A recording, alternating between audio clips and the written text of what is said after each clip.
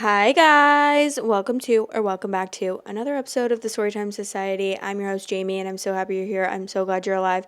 Thank you for joining me. This is a mini episode and the theme of this episode is basically like shitty in-laws and shitty parents. We'll say shitty parents maybe because not all of them are in-laws, so shitty parents. The title of the first story is Am I the Asshole for Canceling My Parents' 40th Anniversary Party After They Refused to Invite My Wife? I, 32 female, have been with my wife, Emily, 34 female, for 5 years, married for 2.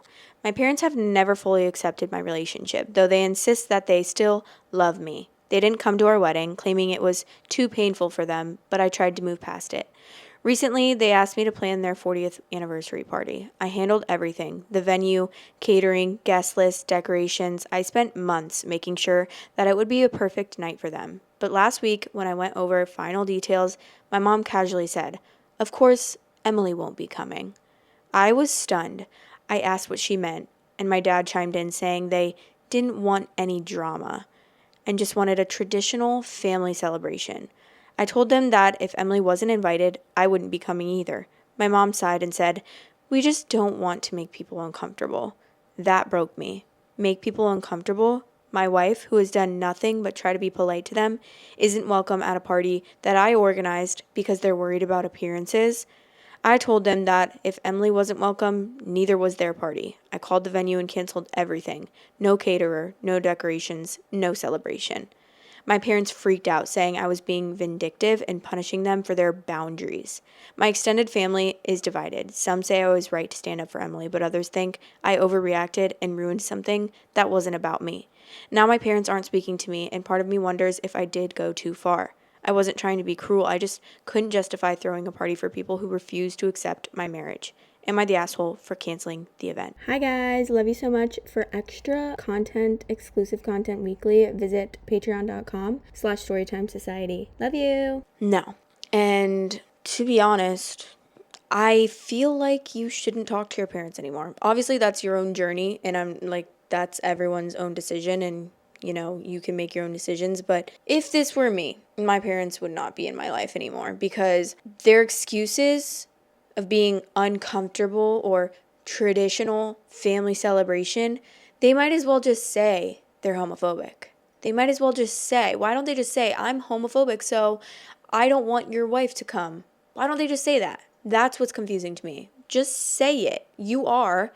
Everything you're saying is just like a shitty excuse to get around actually admitting the truth of what you actually are, which is hateful, homophobic people. Point blank, period.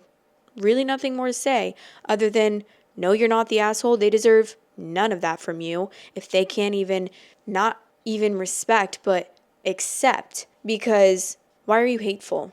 How does it affect your life? How is it making other people uncomfortable? Let me know. Let me know because it's insane. Some of the comments: not the asshole. I know they're your parents, but they can F right off with their homophobia. OP said exactly. You would think after 5 years they could at least tolerate it enough to let her attend, but apparently they can't. Someone said, you did the right thing. Sometimes we have to cut people when they can't accept the people that we love. I'm straight, but from a conservative family. My dad wouldn't accept my current husband because he believes divorce is not allowed. My stepmom thought my ex should still be invited to events but didn't want my husband there. My ex-husband was abusive in every way, and they still thought he should be welcome, but not the man who loves me and my kids and treats me with love and respect. I cut them both off and have no regrets. My husband deserves better than to be treated like an outcast when he has done nothing wrong. And you deserve better than to have your parents be inviting your abuser to parties. Someone said they wanted you to do all the free work of planning their party, but can't even bother to respect you as an adult and a married person for free. It wasn't about you, but they wanted a whole bunch of work out of you while treating you like crap. You did the right thing. If it wasn't about you, they could have organized their own damn party like adults, and this was a power play. They're disgusting people, and that's really all I have to say about that. Like, there's really nothing more to it. They are terrible people, and they're just stuck in their own closed minds that they're just never going to get past that, and they're going to be miserable people forever. So to hell with them. Okay, we're going to move on to the next story. My 25 female parents have chased away every boyfriend I have ever had. How do I prevent this from ruining my relationship with my current boyfriend, 28 male? I was very shy during high school and I didn't leave my house unless I had to. So as a result, I didn't get a boyfriend until my freshman year of college. After 7 months of dating my first ever boyfriend, I brought him to my parents' house for dinner, just so they could meet him. I had to step away for roughly 10 minutes to help my older sister with her baby, and when I came back, my boyfriend, then 20 male, and my dad, old, were having a full-blown fist fight. We managed to stop them, and my boyfriend stormed off without saying anything, while my dad insisted my boyfriend was incredibly rude and disrespectful to him and my mother, and that a guy like that was no good for me because he'd just end up doing the same thing to me. I was shocked that my boyfriend could do such a thing because he had always been extremely sweet and I've never met or heard of anyone not liking him. But when I called him and told him what my dad had said about what had happened, all he did was laugh and say, "I can believe whatever I want," before blocking me on everything. I was deeply disturbed by this, but my mom and sister insisted that he had just shown his true colors and said my dad saved me from an abuser. I reluctantly accepted this, but something about it just felt really off.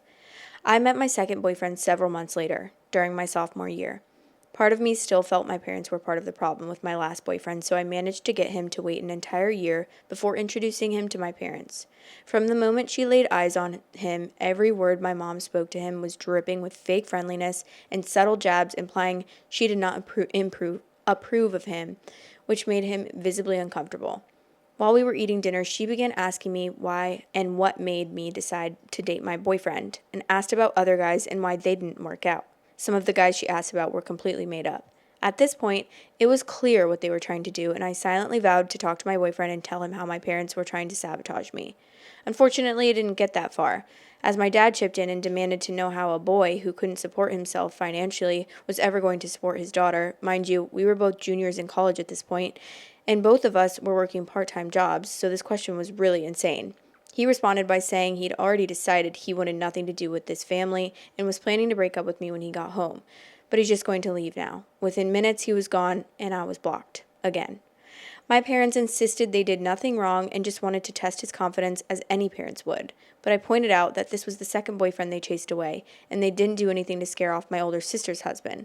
I went low contact with them after that, but fast forwarding a little bit, I eventually allowed them to gaslight me into introducing them to my third boyfriend, whom I had met towards the end of my senior year, and basically the same thing happened. I had made it through college unable to find a long-term boyfriend, purely because of my parents. I did meet my current boyfriend, 28 male, 2 years ago, and I have managed to avoid introducing him to my family thus far. If he ever brought it up, I would always have a ready-made excuse prepared to explain why it wasn't possible, which has been pretty easy because he usually only asks about them when planning for major holidays. I have fallen madly in love with him, and I hope to start a family with him one day, but he recently told me that he can't even allow me to move in with him until he's had a chance to meet my family. I don't know what to do, as I know my parents will make it their mission to break us up if they meet him, but based on his insistence on meeting them, I realize I can't put this off any longer. Usually relationships end because of something one person in the relationship says or does, and it's incredibly unfair that I always end up single because of things I cannot control. I wanted to tell my boyfriend about my parents and insist that meeting them is a bad idea, but I've listened in on some of his conversations with his friends, and the general consensus among them seems to be that a girl with a super dysfunctional family is a massive red flag and an indicator of what their married life would look like. So I come here asking, how do I approach the problem that is my parents without risking losing the longest relationship I've ever had? If my parents end up being the cause of yet another breakup, I just don't know what I'll do. I just don't know. Edit, wow, I made this post about an hour before going to bed, but woke up to quite a few comments here. Thank you so much to everyone who has helped me realize what I need to do. Okay, sorry. Wait, what?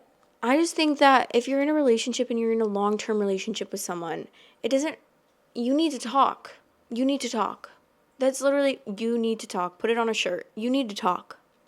You need to talk to your partner. You need to communicate with your partner. You need to tell them what's happened in the past and why you're so reluctant to get him to meet your family. Because that is your family. And you can't just act like that part of you doesn't exist.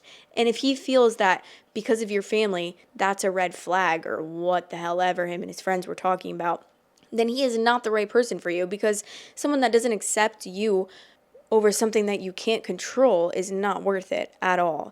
And I understand that you really want to you really want this relationship to work out, but truly if he would genuinely just end it because you told him that this is how your family's acted in the past, which is not in your control at all, then he's dumb and he's not worth it.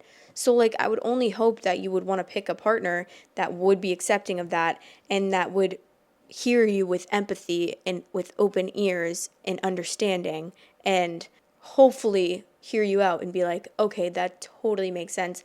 Thank you so much for telling me that and being honest with me, because that's what a good partner would do. So, okay. Anyways, we're gonna read this. There's two edits, and then there's an update, a really long one. So we're gonna read these last edits, and then we'll start on the update.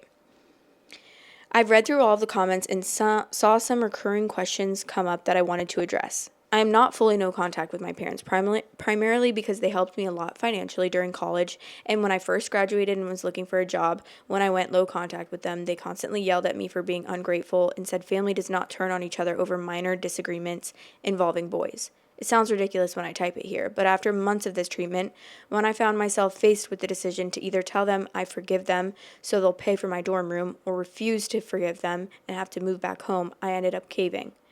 Why didn't I stand up for my past boyfriends when I saw them being verbally abused? I don't know. I've never been allowed to talk back to my parents, so the thought of calling them out while we have company over is not something I realized I could do, I guess. My arguments with them after they ran off boyfriend 2 and 3 were the only times I've ever come into full conflict with them in my entire life. I will be going to my boyfriend's house today after work and will tell him everything. I am terrified he will still want to meet them. Just thinking about it has me shaking at my desk, but you're all right. He has the right to know and make his own decision. Edit 2. I told him and even showed him this post. To make a long story short, he still would like to meet them but thanked me for telling him, as he always figured something was seriously wrong. My parents host dinners for our family every Sunday, and we will be attending this one. I suppose I'll make a new post with an update afterwards. Okay, let's hear it. This is posted February 18th, 5 days later. My 25 female parents have chased away every boyfriend I have ever had. How do I prevent this from ruining my relationship with my current boyfriend, 28 male? Update. I meant to make this update a lot sooner, but since my last post, a lot has happened. I truly appreciate all the comments I received calling me out for hiding my parents, being insane for my boyfriend, and encouraging me to be honest with him.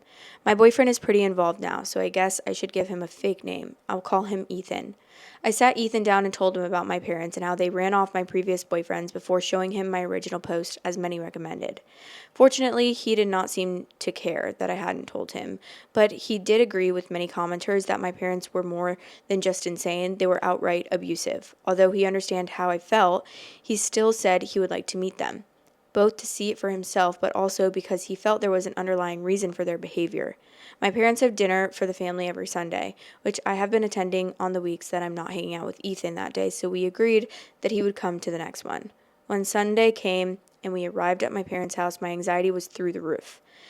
Ethan had agreed to leave with me the moment things started to get out of hand, but with my parents, that could have easily been as soon as we walked through the front door. My parents were surprisingly very nice, though. My dad actually seemed excited to see Ethan, and my mom fawned over her daughter bringing such a handsome, confident-looking man home. I couldn't understand what was happening. Ethan even shot me a look a couple times, as if to silently ask if he was missing something, because my parents were actually lovely. I wanted to provide a play-by-play of the entire night, but the post would just be too long. The point is, my parents had done a complete 180 from their previous behavior, and it made me look and feel crazy for trying to warn Ethan about them ahead of time. During dinner, my mom said that she was so happy to see her daughter had finally found someone who wasn't judgmental and was willing to give me a chance because of the person that I am today, because the past doesn't matter. My heart dropped. What was she talking about? Ethan said he does not know anything about my past. That may be of concern, and my parents exchanged a concerned look, as if it was rehearsed. My dad asked him why he thinks my previous relationships failed, and he said that he was under the impression they got scared away after meeting my parents. My mother looked at me with disappointment on her face and said, "Is that really what you told him?" I was at a loss for words, but Ethan was not. He said that it's pretty clear they're trying to plant seeds of doubt in him about our relationship, but he's not interested, as he knows me well enough to know my character, and that even if there was something serious in my past, parents who loved and supported me or even just wanted grandchildren would keep it a secret to avoid ruining my relationship. My dad said he already has 2 grandchildren and motioned towards my sister, who did not have her kids with her that evening. Ethan said my dad must have been very supportive of my sister for her to be able to start a family while he tries to run off any guy that I bring home. And my dad's response was very casual, but extremely shocking. He said, "Of course. She's actually mine." Everyone was quiet for a few moments until Ethan spoke up and said that now all of the abuse they've only put me through is starting to make sense. My mom said he's spouting nonsense and that I have not been abused in any way. She then looked at me and admitted her marriage had a rocky start, but both her and my father have moved past that. I was too busy replaying my entire life in my head to say anything bad. The previous boyfriends, the lack of support for my social outings growing up, the volleyball games I had to have a friend drive me to because my parents were always too busy, the rage I was always at risk of facing if I ever spoke my mind, all while my sister got the opposite. I started to cry, the hardest I ever have. Ethan immediately announced that we are leaving. My dad demanded we stay where we are so we can clear things up, but Ethan ignored him as he pulled me out of my chair and led me away. My mom screamed at me not to leave and that this guy was trying to isolate me from my family. I yelled back that if anyone had been trying to isolate me, it was her for my whole entire life. As we drive back to Ethan's place, my mom sent me several text messages cussing me out saying one mistake doesn't change the fact that my dad loved, supported, and raised me, and that he would always be my real father. Ethan said he's not my dad. He's an abusive, controlling asshole who is taking his insecurities out on me. I ended up blocking both of my parents' numbers because they were saying some truly awful things to me, both about myself and Ethan. Ethan said he was expecting them to be crazy, but this was far worse than he could ever anticipate. He said I needed to go to therapy immediately, and that he will pay for anything my insurance doesn't cover. My parents showed up at my apartment twice yesterday to demand that I come out and speak to them, but I've been staying at Ethan's all weekend and will likely be here all week. I'm not sure if this is the update you guys wanted. I had countless people enraged at me for being spineless and not standing up to my parents, and while I had planned on doing so, that's not what happened. I don't know what is going to happen with my parents or where I go from here, but now that the holiday is over, I can spend some time looking for a good therapist. Okay, that is not what I thought was going to happen. Obviously, he has resentment because she was born out of an affair, obviously. Now that's so clear to see. But thank God for Ethan. Thank you. See, this is why you communicate to your partner. You need to talk. This is why you need to talk. Because he's literally an angel. And now you probably love him even more because he's so accepting. He stuck up for you. Thank you. That's the most attractive thing. Sticking up for your partner is just, first of all, valid, low standard, bars in the damn floor. But that is just like so important in a relationship. And not only that, but he's like so supportive and gonna help you to pay for therapy so that you can get through your trauma of your parents. And then him also like seeing right through their BS. Oh my God. I love this man. Let's read some relevant comments. One thing I'm curious about is, have you ever talked to your sister about how y'all's parents treat you? Does she engage and side with them? Is she just silent and complicit, or does she not see anything wrong? I think your plan to go low, no contact is a great idea for now, but maybe reach out to your sister and see how she perceived the events of that night and what her thoughts were about previous boyfriends. She could side with them since she has been treated fairly, or she could just be blind to what's going on. Wish you the best. Stay strong.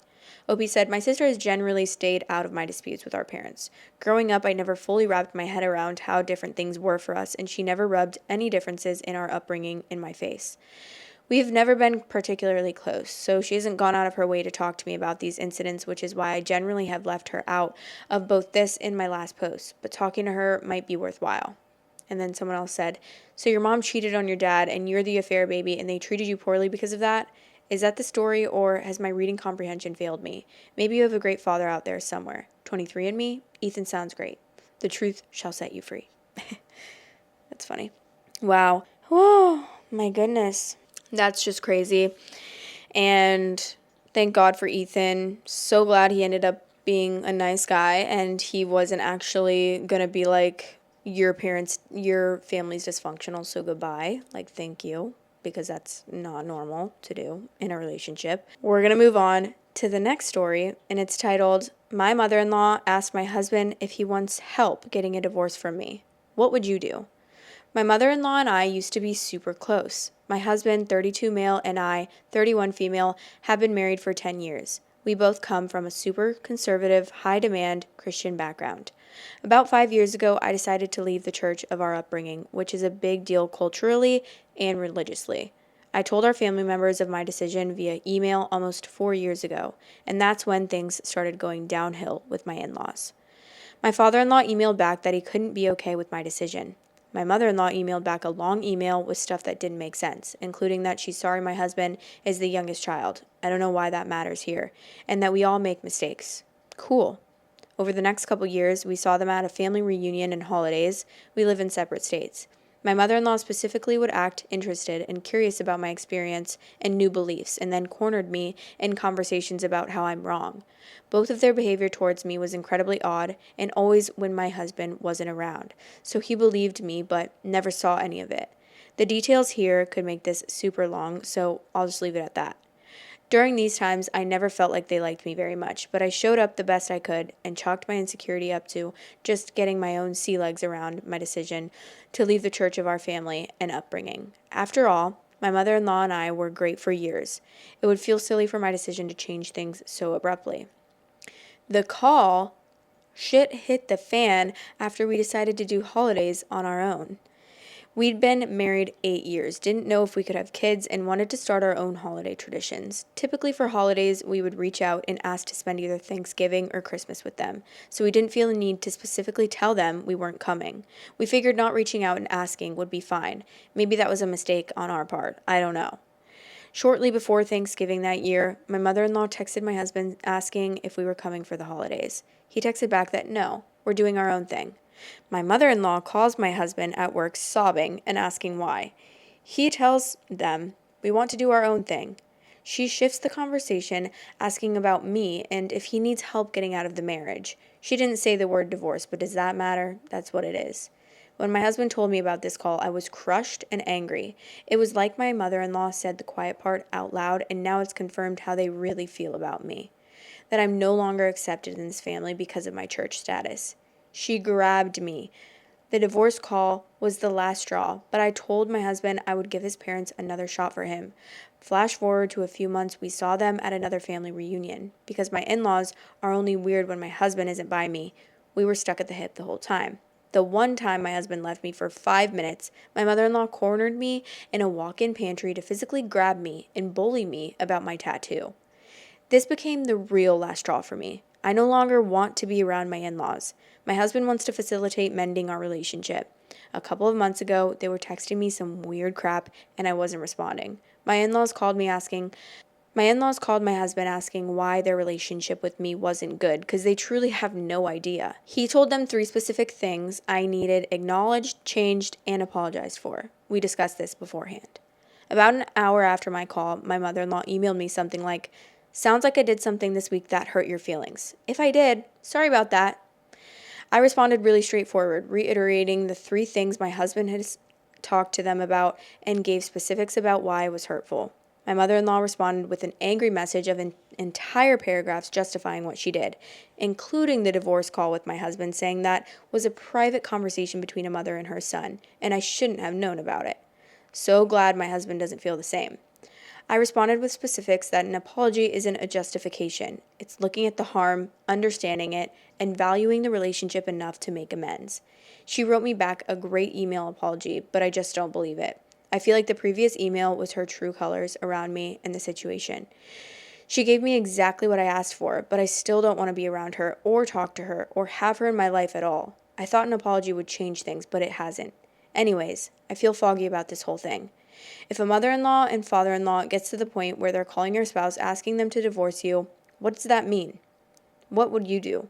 Part of me feels like I'm overreacting, but I've been dealing with their BS for years now, and I am so tapped out. So they're just terrible, no good, very bad people and in-laws. Like, what? I mean, I'm not really surprised because obviously the religion thing, a lot of religions with families, like with family dynamics, can be like this. Like, this isn't something new, that's for sure. And I know that, like, I'm obviously not a fully educated on every religion that and how families are with it, but I do know that, like, most religious families and parents want their children to marry someone with the same religion. Like, that goes for most, I would say, religions, right? Like, even Christians, I would probably say if someone's parents are pretty devout Christians, or even just Christians in general, and pretty open about their religion, I'm sure they want their parents. Like, my mom would, but the thing is that I have over the years, since I was even in high school, slowly, like, been kind of deconstructing my views, if that makes sense. I don't know if that makes sense, but, and making it known. Like, I've never been one to be like doing what my family wants me to do because that's what they think is right. I do what I do because that's what I think is right. Like, I do what I think is right. And so, like, I feel like I've taught my parents a lot by me changing my views and, like, progressing my views and seeing things differently over the years. Whereas, like, obviously, because of the way that I was raised in a Christian community and in a Christian church and in Christian youth group, there's a lot of things that's taught to you as a Christian and from the Bible that I always questioned ever since I was younger. I always was so confused about. And so once I got old enough to the where I was like, I can think for myself now. And I've always questioned why it's like this. Like, why are we against this and this and this and that and that?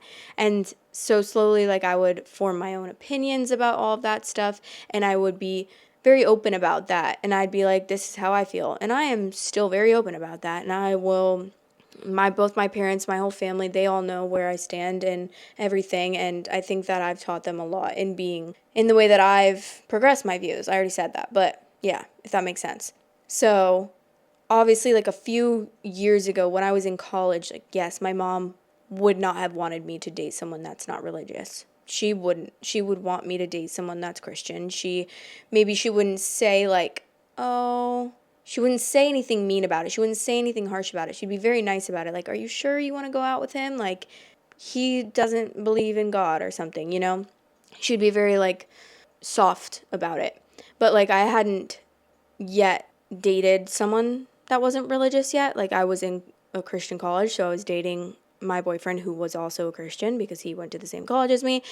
And so that was kind of just a given, and, like, my mom was happy about that. But, like, that didn't work out, and that relationship was pretty shitty. So then when I met my now boyfriend who doesn't believe in God, we actually had this conversation this weekend because obviously he's Jewish. Like, by blood he's Jewish, but he doesn't practice. And so, and he doesn't have those beliefs.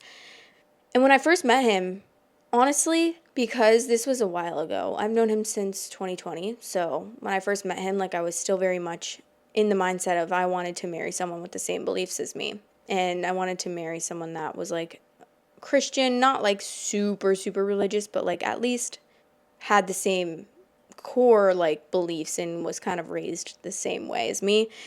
But then I met my boyfriend, and I was very, very, like, for the first, honestly, year probably, I was very standoffish about the idea of him not believing in anything.